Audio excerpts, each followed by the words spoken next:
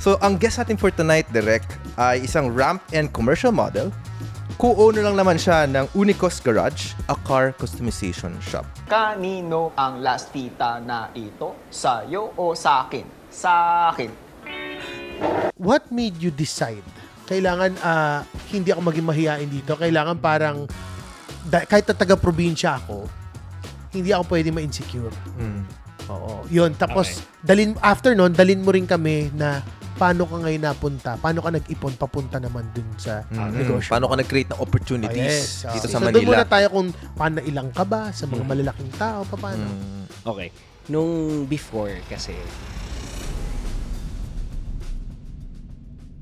so sabi ko sa handler ko, Neil, kuha na muna ako ng telecom. I need telecom na commercial. Gusto ko nang makita sa telecom. So it's either Globe, Smart, alin man sa dalawa. Nag-final casting ako sa Globe. So ito na, final casting na. Hindi ako nakuha. Sobrang lungkot ko nun. Pero kaya pala hindi binigay sa akin yung Globe na yun dahil may Smart pala na ibibigay sa akin. After a week, and million yung budget ni Smart. Merong si Lian kasi na to, yung partner ko na to, may shop. May maliit siya na shop habang nag-aaral sa UST. Sabi ko, yung alam mo yung Guerrero, yung parang bahay ng kalapati talaga as in. Okay. Parang gusto ko tong ganito kasi nandito na kami sa ano na to, car show kami. Punta kami car show, punta kami ng ano. Parang ko yan. Tapos sabi ko, tol, pwede ba akong pumartner dyan? Maglalabas ako ng pera para dyan. Liit pa nun. Liit pa nung time na yun yung pera. Do you mind sharing it sa ano? Or sensor dyan? 250,000. Okay. Dyan So, yung nag-start. puhunan nyo. Para sa laki ngayon ng negosyo Dyan nila. nag-start si Unicos. Pare, hindi mo maiisip na doon nag-start yun. Totoo. Pero alam mo, Brian, nakaka-proud din kasi I for myself is a client. Hindi nila ako sinusponsoran. I mean, nag-aano talaga ako sa kanila. I mean, pinipatronize ko since 2012. Talagang kliyente na nila ako. Alam mo, in fairness, nakita ko nag-start yan sa mga economy cars na pinipinturahan nila. Hanggang sa ngayon, makikita mo Rolls-Royce, Lamborghini, Ferrari, name it. Lahat na maisip mo na European na top of the line. Nahawakan mo nila. Nahawakan na nila. Customize na nila. So parang, sabi kong galing, nakita ko yung progress eh. So ano nga natutunan mo all throughout nung mga time na yon na galing kang probinsya, nangarap ka lang na maging isang model, tapos eventually nagka-negosyo ka na. Diba? Bilang isang probinsyano na eventually dito ka nga natuto sa Manila. Nag-create ng opportunities mo. Ano yung mga natutunan mo sa journey mo na yun? Actually, yung journey ko na yun is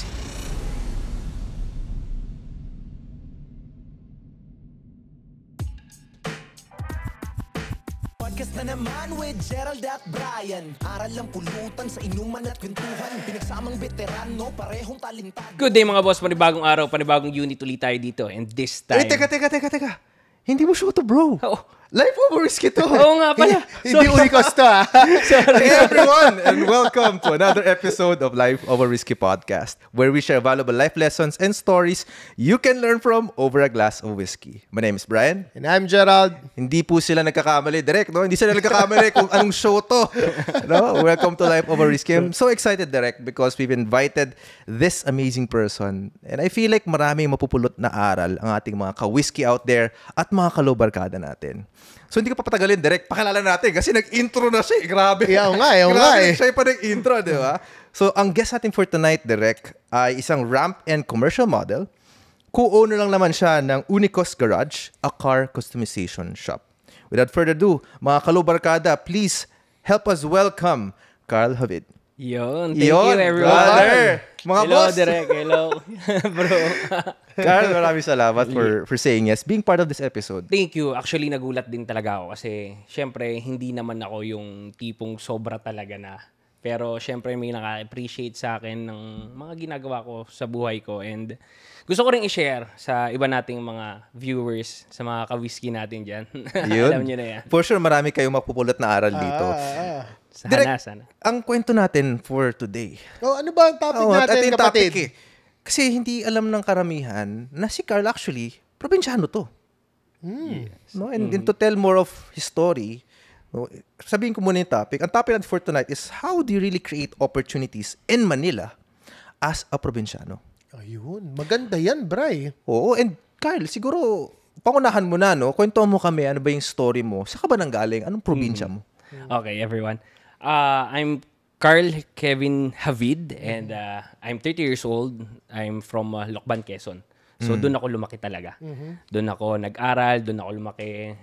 Meron akong 3 ate. And yung parents ko is, yung dad ko ay nasa Lokban. And yung mom ko naman is nasa ibang bansa ngayon kasama yung eldest sister ko. Okay. Tell us, how was it growing up for you in your family? In Lokban? I feel lucky na meron akong probinsya na Lokban, Quezon. Ay, wow. Yun ang masasabi ko kasi Lokban, Quezon is sobrang ganda talaga. And masaya ang mga tao. Hindi ko makakalimutan yung sa Lokban kasi ang dami kong natutunan doon pagdating sa mga kaibigan. Kung paano ako makisama ngayon, dahil sa kanila yun. Wow. Yun ang talagang number 1 doon. So, only only guy sa Yes. family. Ikaw lang ang lalaki sa puro babae kapatid mo. Oo, tapos bunso ko. Bunso ka. Bunso ko. Okay.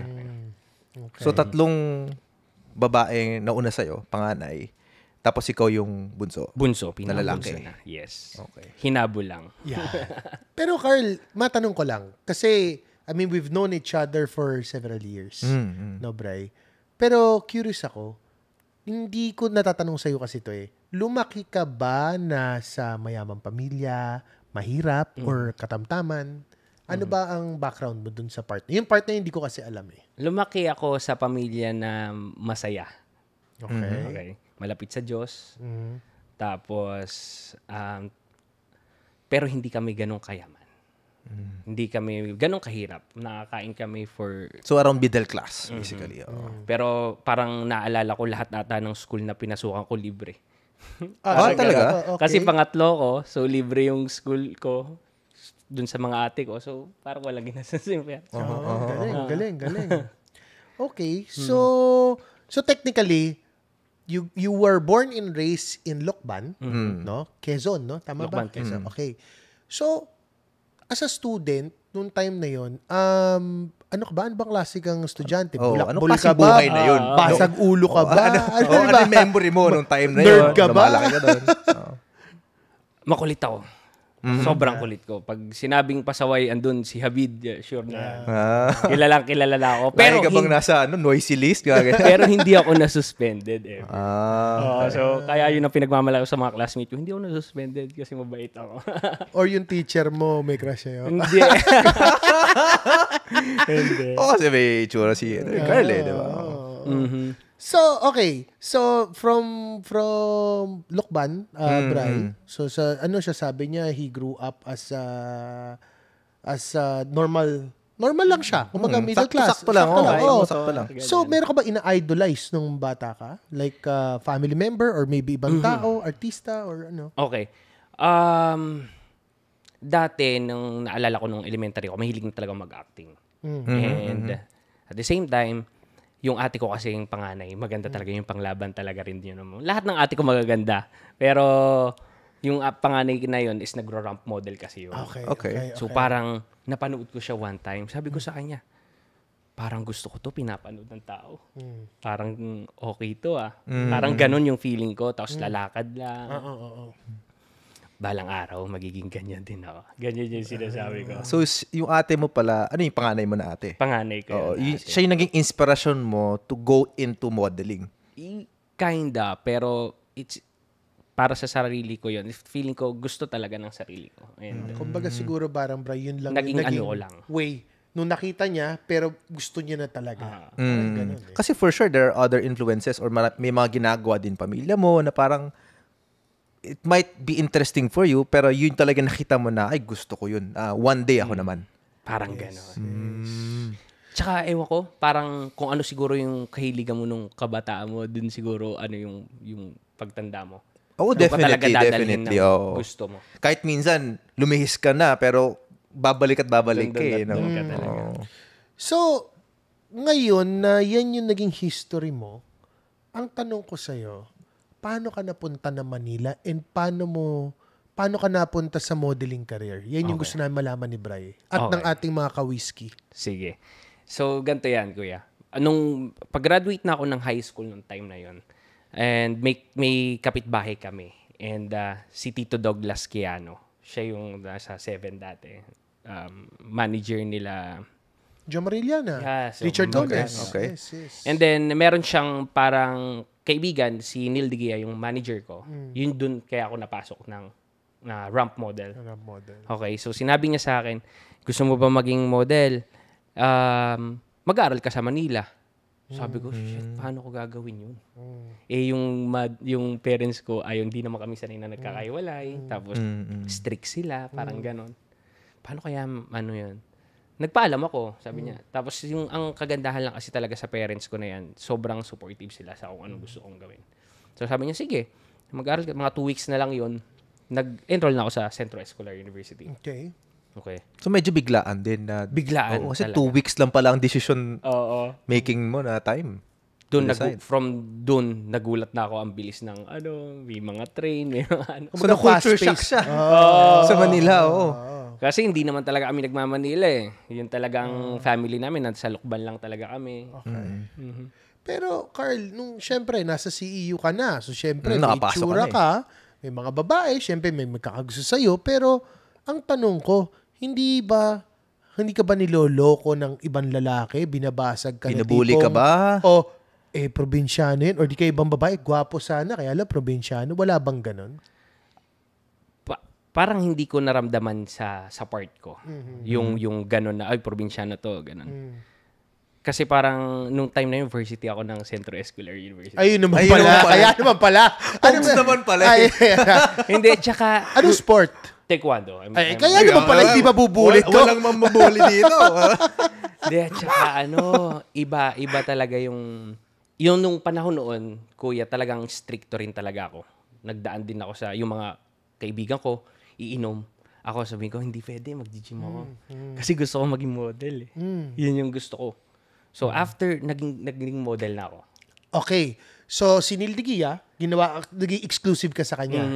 So, Nag-model na ako sa bench. Fashion show. Fashion show. Okay. Nag-araneta na rin ako. Mga ganyan. While you were studying? Yeah. Okay. Then, varsity pa ako. Kaya nakakaipon talaga ako. Pero ang pinagkaagastusan ko talaga noon, set up ng kotse. Yun talaga. Saan naman nang galing yung hilig mo sa kotse? Sa kotse, interest ko sa ewan ko. Gusto ko talaga lang sila na sineset up, parang ganun. Pero isa lang talaga ang ano ko sa sarili ko. Feeling ko pagka sinabi ko or may gusto ako na isang bagay, talagang gusto ko yun ang mangyayari. Parang may ganun akong perception sa sarili ko, kuya. Parang deliberate and intentional ka. Kasi sasabi mo kanina na when you were studying, you were a varsity taekwondo. Kumbaga, Nag-ramp instead of magpa-party-party ka pa, for example, you choose to work out, go to the gym, kasi may gusto ka talaga na mangyari. So, priorities pa rin, Bray. Oo. Yun talagang importante. So, you would say na disiplinado kang tao? Yes, in a way. Pero sa mga nakakilala sa akin, yung mga kaibigan ko talagang alam nila na mabiro ako, maano ako.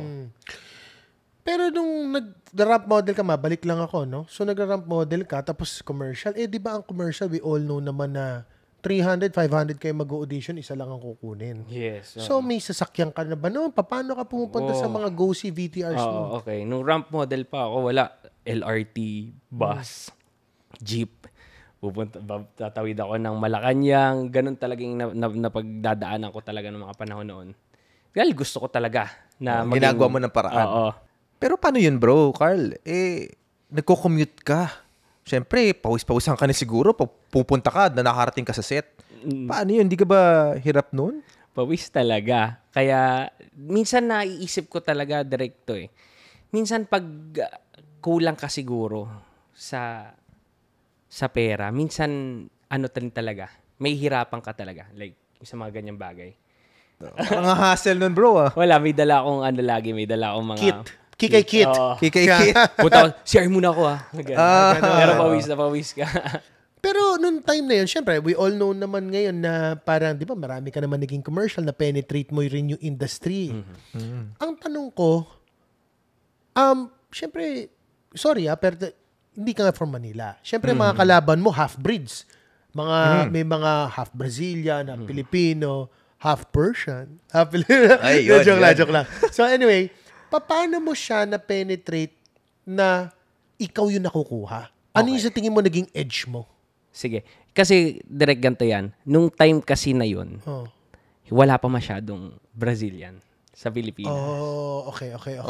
Hindi pa sila, nagdumating sila mga 2012. Okay. But, yeah. Kaya napatigil ako sa ramp. Okay. Oh, okay. Pero hindi, compare na lang sa ibang Pilipino. I mean, lahat naman may itsura, maraming, pagka-model, kakaramihan, may itsura, majority. And at the same time, may mga talent din naman. Ano naging edge mo sa kanila? Direct, di ko rin alam kung bakit ako nakukuha sa totoo lang. Baka malakas ako kay Papa G. Kay Papa G! Totoo lang. Kasi, yung katawan naman kami lahat nag-prepare. Okay. We prepare for that runway. And then, kumbaga, lahat kami magaganda na katawan. Hindi, sa TVC. I'm talking about TVC? Oo. Direct pag-arte yan. Yun na nga. Yun yung masasagot ko agad. Nag-workshop ka sa ba? Nag-teatro ako dati sa PETA. Pero, ang talagang mahilig talaga akong umarte nung bata pa lang ako. Yun yung sinasabi mo, nung bata ka pa lang, nag-theater ka na. Nagpe-play ako sa school. Na kunwari lolo ako, kaya-kaya kong gawin yung mga yan. That's even before you went into having an interest sa ramp and modeling, right? May advantage siya, kumbaga. May advantage. Pero ano siya, kuya? Yung commercial na yan is ano rin talaga, sobrang hirap. Sobrang hirap. Talagang naka 50 to 100 go-see talaga ako. Bago ka nakuha? Oo. Ganon ko lang gustong magka-commercial. Kasi gano'n ka, para lang sa ating mga ka-whiskey, Bray, gano'n katagal ba ang audition usually? Audition. Yung pila, gano'n? Yung pila, grabe yan, oras yan. Pag pumunta ako dyan ng 1:00, matatapos ka yan 6:00, 5:00. Ganyan ang pila dyan sa commercial. And talagang acting, swerte, yun na yung ano. Kaya minsan yung mga casters nagsasabi sa akin, ito ata si Carl, mabait ata pagkataon dito. Lagi nakukuha sa commercial. Baka naman may factor talaga. Baka pwede talaga. Malakas talaga. Nakikipag-usap ka, nakikasalamuha ka. I mean, that plays a role din eh. Diba? Tsaka ako rin, Bray, aside din naman sa, let's say, gwapo ka, maganda ka taon, magaling kang umarte. Siyempre, pinaka-importante, magaling kang umarte. Pero, malaking factor din na nag-fit yung criteria nila sa kanya. Sa'yo. Sa character niya. Character. Kasi hindi ka rin naman basta pwedeng kukunin kung hindi ka rin fit para dun sa role sa role na yun, oo. So at the same time, ako kasi na-witness ko, kasi nagkaroon kami ng project ni Carl. One project, shoot namin sa studio ko before in Cubao. Magaling talaga umarte. In fairness naman, magaling talaga umarte si Carl. Nice. Ano ko yun. Pero sa mga hindi nakakaintindi ng jargon ng ng modeling or acting, ano ibig sabihin ng go-see? Sorry kanina. Tsaka VTR, ano ba ibig sabihin nun? Pag when you say go-see, like go and see kung yun ang interpretation Exactly. Go and see kung mapipili ka, gano'n? Yes. So parang synonymous siya with VTR. O hindi? Actually, ano ba VTR and go-see is practically the same. Okay. Kaya lang may go-see kasi na may go-see, Bray, na go-see na ramp modeling. Siyempre, wala namang VTR na sa ramp modeling. Basically, go-see lang siya. But technically, VTR and go-see is synonymous. Ano lang, video lang ibig sabihin ng VTR. Ng VTR. It's the same. Ano ba stands for? VTR? Ewan ko, basta turn to your right, Turn to your smile. right, smile. Turn to your left, smile. So, okay. Okay, balik tayo sa kwento. Okay. So, dalhin mo sa naman Manila kami. na siya. Sa Manila na siya. Okay na, nagkapangalan ka sa model dito. Siyempre, nasanay ka na to interact with celebrities and maybe politicians. I'm not sure. But to cut the story short, with prominent people. What made you decide na kailangan hindi ako maging mahiyain dito. Kailangan parang kahit na taga-probinsya ako, hindi ako pwede ma-insecure. Oo. Yun. Tapos, dalin mo rin kami na paano ka ngayon napunta? Paano ka nag-ipon papunta naman dun sa negosyo Paano mo? ka nag-create ng opportunities dito sa So, doon muna Manila? tayo kung paano ilang ka ba sa mga malalaking tao, paano? Okay. Nung before kasi, nung sa commercial na to, ang pinag-uusapan natin, meron ako mga times na talagang gosi kami, 6 kami. Ako lang yung matatanggal. Alam niyo yung feeling na ganun? Yes. Ako lang? Ganun? Di kakain ako ng marami. Ganun yung ano ko eh. Kumbaga doon Stress ako, eating. Oo. bakit hindi ako nakuha? Bakit ano? Wala pa akong commercial time na yun. Nung nakakuha ko ng isang beses sa commercial, yun na talaga. Sunod-sunod na. As in, from 2012 to 2020, gumagawa ako ng commercial. Halos lahat nagawa ko. Lead role yun. Yes. And meron pang one time. Dito kasi naniniwala ako sa kwento na ganito. Yung kung hindi para sa'yo, hindi para sa'yo ang isang bagay. Yun si commercial. So, hindi ka pwedeng umasa dahil pogi ka, magaling kang pogi ka at fit ka sa karakter, ikaw na yon. Kalaban mo ang galing umarte doon. Dati, nahihiya ako. Sabi ko, ayokong sumabay sa kanila kasi ayoko na nakikita nila ako umakting kasi nahihiya ako sa kanila. Nung huli, nung lagi na ako nakukuha, gusto ko kasabay ko silang umakting. Ganon, direct. Sabi ko, gusto ko kasabay ko kayo ka-acting para magkakitaan tayo ng acting. So, Parang naging confident na rin siya. Confident na ako sobra.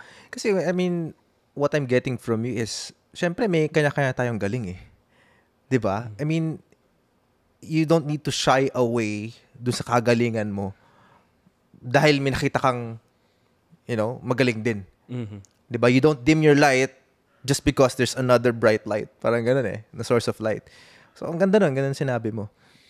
Yun ang ano ko sa sarili ko. And one thing, ito pa.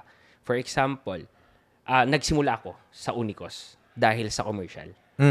So, meron Nakaipon ka? Ganun ba yun? Yes. Meron akong project one time na isa na lang ang di ko nakukuha. So, sabi ko sa handler ko, Neil, kuha na muna ako ng telecom. I need telecom na commercial. Gusto ko nang makita sa telecom. So, it's either Globe, Smart, alin man sa dalawa. Nag-final casting ako sa Globe. So, ito na. Final casting na. Hindi ako nakuha. Sobrang lungkot ko nun. Pero, kaya pala hindi binigay sa akin yung Globe na yun dahil may Smart pala na ibibigay sa akin. After a week, and million yung budget ni Smart. wow. Kaya sabi ko, kakatuwa.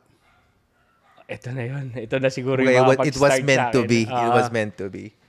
So, dun So, finanel mo yung, kumbaga, finanel mo into one of your passion. Kasi sabi mo kanina, naging interesado ka sa kotse, di ba? Customization. Doon ko na nakilala, Bray, yung partner ko na si Lian. Okay. Some of people will say, ayaw ko ng partner kasi magulo sa negosyo. I think hindi. Depende sa sa negosyo, depende sa partner. Kasi kung mag-handle ka lang din naman ng negosyo ng katulad nung sa amin, hindi ko masasabing magiging successful yun nang wala yung partner ko. Tama. So parang you wouldn't say na Unicos is Carl Habib. Unicos is Carl Habib and Lian and vice versa. Yes. Galing. Yun kami. And para kami magkapatid na rin. Hindi kami magkapatid. Pero Hindi you kami treat each magkapatid. other like Yes. brothers daw. Mukha kami magkapatid. Magkamukha kami, Bray. Talaga ba? Makita nga yung picture. Magkamukha kami. Picture. So, take us nung time na yun, syempre, nagkaroon ka na ng enough funds to maybe pursue one of the things you're passionate and interested about. Nagkaroon ka na ng partner. Wala pang partner noon. Wala pang partner nung time na yon. Merong si Lian kasi na to, yung partner ko na to, may shop. May maliit siya na shop habang nag-aaral sa UST. Sabi ko, yung alam mo yung yari-warero, yung parang bahay ng kalapati talaga. As in. Okay. Parang gusto ko tong ganito kasi nandito na kami sa ano na to. Car show kami. Punta kami car show, punta kami ng ano. Parang trip ko yan. Tapos sabi ko, Tol, pwede ba akong pumartner dyan? Maglalabas ako ng pera para dyan. Liit pa nun.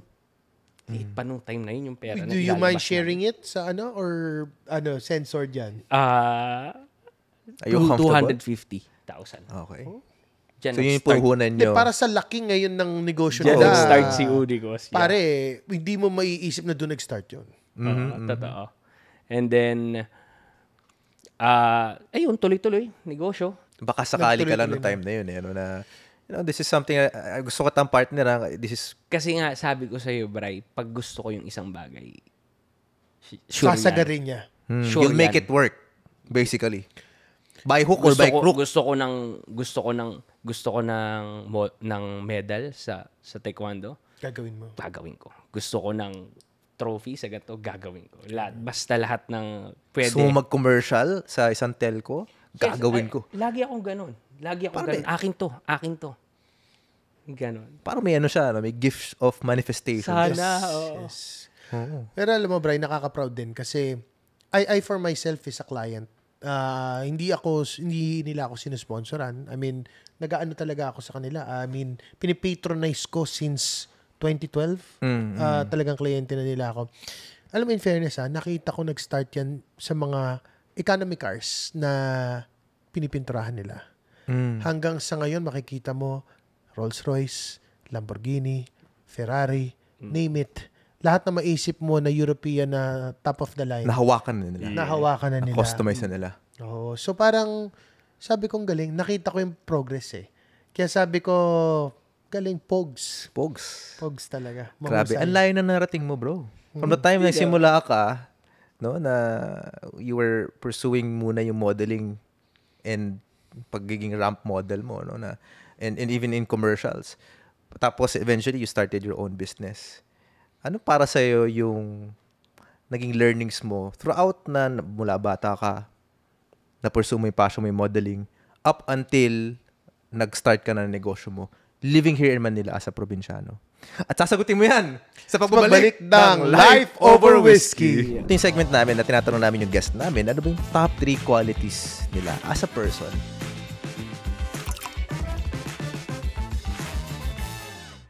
Unang-una, siguro sa akin is pinakang malaking nasa likod ko talaga yung God. Yung malapit sa Diyos. God-fearing. God-fearing ka. Okay. Yun talaga yun. Number 2 is kind. Kind. Siguro Mabait. mabait ka sa ibang tao. Okay. Wala kang apakan, maging masaya ka lang kung anong ginagawin mo sa buhay mo. Okay. And number 3. Napaisip-isip siya, no? Si Carla. Okay. Habang nag-iisip ka, Carla, the reason why we're sharing this sa guests namin and para marinig din ng mga kalubar ka, practice kasi ito eh. Okay. Na sometimes, yung mga qualities mo sa person, hindi mo nakikita eh. Sometimes other people see that in you. Siguro. Maybe may mga naalala ka ba na sinabi sa'yo na, bro, alam mo, I mean, apart from sobrang bait mo, you're kind, yung mga narinig ka na ba na, bro, alam mo, you're a compassionate person, tinulungan mo tong tao na to, mga ganon. Ito, yung isang kaibigan ko na naiiyak-iyak ba, sabi niya sa akin, bro, alam mo, ikaw talaga, kupal ka. joke lang. Pero kidding aside, ano sinabi ng tropa mo, bro? Hindi, joke lang. Ano ba? Wala, pili ko nagbiro lang. Pinula talaga siya, akala ko naman may... sige. naman may malalim na sinabi yung tropa mo, Okay, bro. ano yung pang 3? Ano yung pangatlo? Well, yun lang kasi ako mabait. Maging mapagmahal ka sa asawa mo dahil magiging masaya ang buhay ng pamilya mo. Ganda. God-fearing, kind, and loving. Loving. Yan. Loving or loyal. Loyal. Oo. Diba? Ay. Okay, sige, bago na tayo pumunta sa ating pangalawang segment, gusto ko lang malaman, may naitulong ba yung top 3 qualities mo sa pagiging successful mo? Yes. Malaki. Yan talaga yung... Kasi kung hindi ako mabait nakisama, wala akong Lian. Yung family ni Lian, parang family ko na rin yun.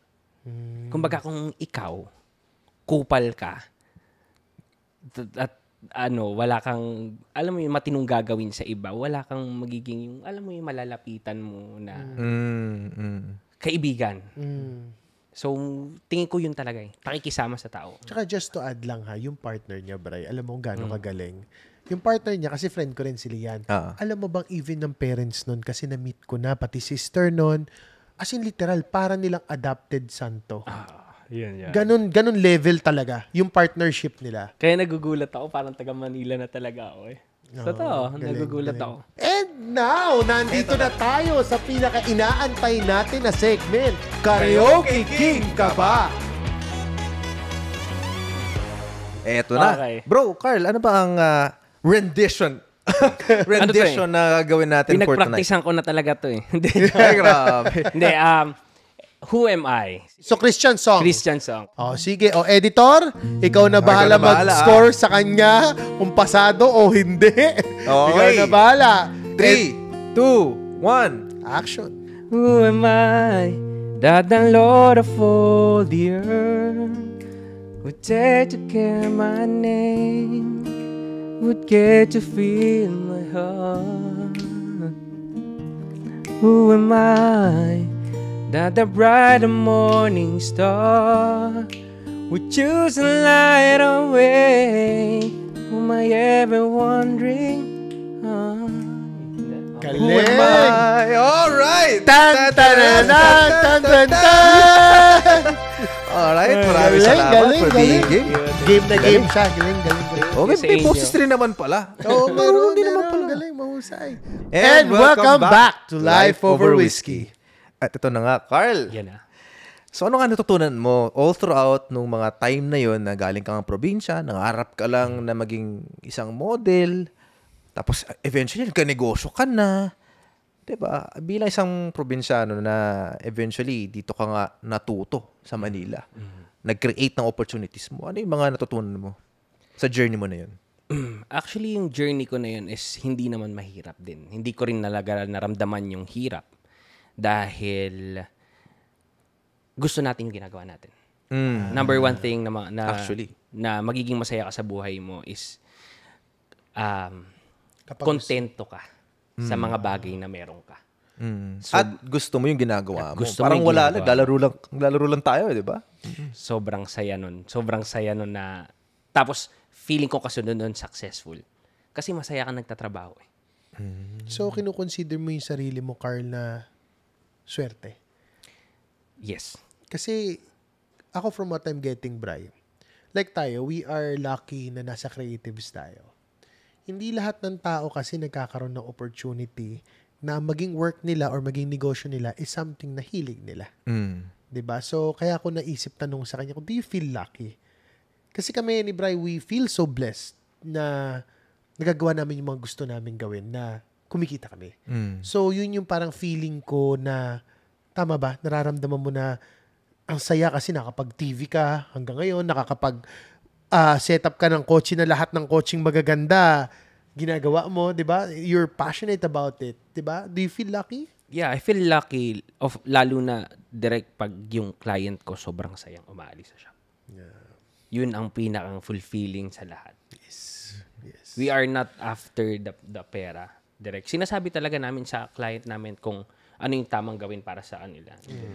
Alam mo, isa sa nare-realize ko habang nagkukwento ka, di ba? Kasi syempre, naalala mo yung kinukwento mo yung ate mo, nakikita mo na ang angas ng dating pag rumarampa.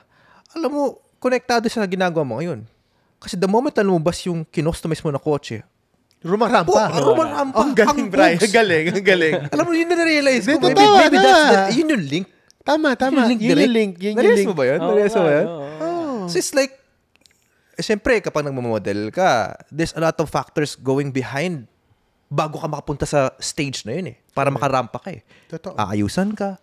Di ba? May make-upan ka, magsusuot ka ng mga May makeup, ganda-damit. i-detail ka. Oh, di ba?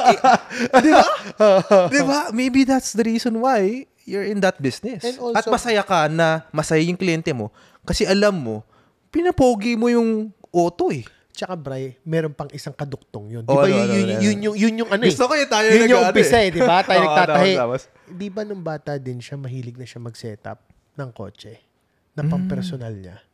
Di ba? Bago siya nagnegosyo ng ano. So, dahil kasi ang ino-offer nila, Bri, hindi lang naman paint job eh. Ano Pati in-offer nila? PPF, pati yung mga bumpers. Carbon Parang, fiber. ganun. Ang ginagawa So, na. technically, yung passion niya after dun sa pagrampa, nakakonekta rin yun. Kasi, feeling ko, hindi niya i-approach si Lian. Shoutout to Lian nga pala, kaibigan ko yan si Lian. So, hindi niya tatanungin si Lian na Lian, mag-partner tayo kung hindi siya interesado sa pag-setup din ng kotse. Kasi nag-start sila as paint job eh.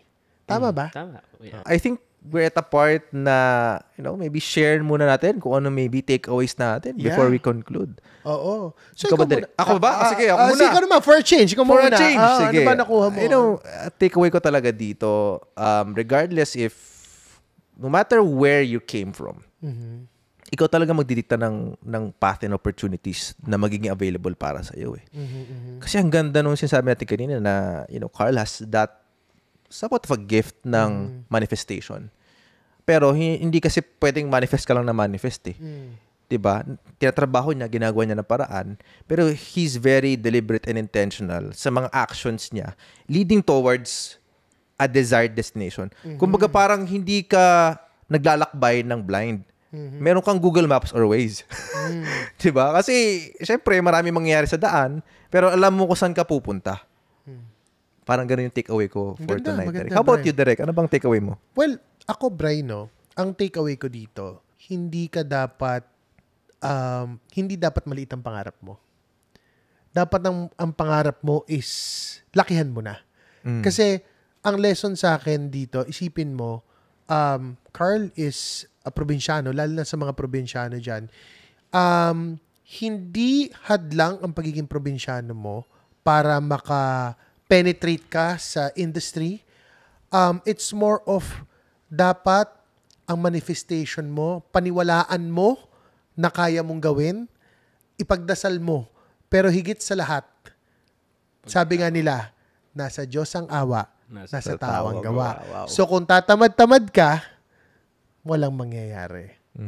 Yun yung sa akin. So at the end of the day, nasa Diyos ang awa, nasa tao ang gawa.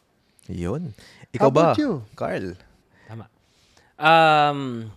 Para sa akin, siguro mga idol ko to eh. Ay, grabe. Bolero talaga to. Ano ba? Sa akin, yung patience sa mga bagay-bagay. And ganda still, be happy kung ano man ang ibigay ng Diyos. Dahil hindi naman talaga, minsan may plano ka, minsan taliwas yung plano mo dun sa binibigay sa'yo. Kunin mo. Walang masama. Check mo, baka maging masaya ka dun sa binibigay sa'yo. Ganda And naman ang takeaway mo, brother. Kasi wala dapat tayong nilulus na chance. Tama. Yung chance na yan is minsan lang darating sa buhay ng tao and you need to grab it kung kailangan mo na. Grabe. Iba talaga pag authentic yung takeaway mo, no? Nararamdaman ng host at ng mga ka-whiskey natin siya. Oo. And really, Carl was so patient talaga Yeah. na darating yung panahon na ako naman. Yeah. So Carl, bago tayo magtapos, saan ka ba nila makikita ating mga ka-whiskey? Where Okay. can they reach you? Okay mga ka-whiskey, pwede nyo i-follow sa aking page sa Unicos Garage, UNICOSS, then Garage. Meron kami mga videos dyan sa FB namin and sa YouTube namin. And, direct, siya nga pala, bro, tatakbo rin yung aking asawa ulit sa bilang Saan likod lugar to? bayan. Saan Sa lugar to? San Miguel. Public figure nga Yes. pala. Sobrang Supportahan okay niyo siya, guys. Supportahan natin, nyo oh. sa San Rafael? San Miguel. San Miguel. Miguel. Supportahan nyo yung mga ka-whiskey dyan, ha? Yeah. Pero ikaw ba, ano bang page mo or profile mo? May personal ka ba? Yes, I have IG is Carl Javid at saka yung Facebook din. Carl Javid. Yes. Okay. Alright. And with that, We'll see you. we'll see you on the next episode. Cheers, guys. Saan tayo sober man o tipsy? Aral makukuha mo sa life over?